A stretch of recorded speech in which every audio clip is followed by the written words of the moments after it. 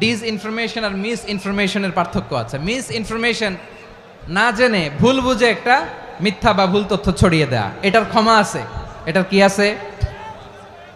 আর dish information মানে ইচ্ছা করে, প্ল্যান করে, ম্যাপ করে, ছক এঁকে মিথ্যা, গুজব, রটনা সোশ্যাল মিডিয়ায় ছড়ানো, এটার ক্ষমা আছে।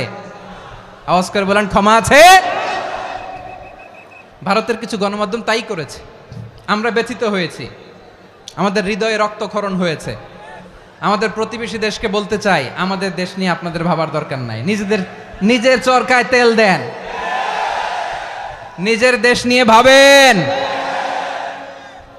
গত মাসের ভয়েস অফ আমেরিকার রিপোর্ট, বাংলাদেশে সংখ্যালঘু জনগোষ্ঠী আগের চেয়ে বেশি নিরাপত্তা পাচ্ছে।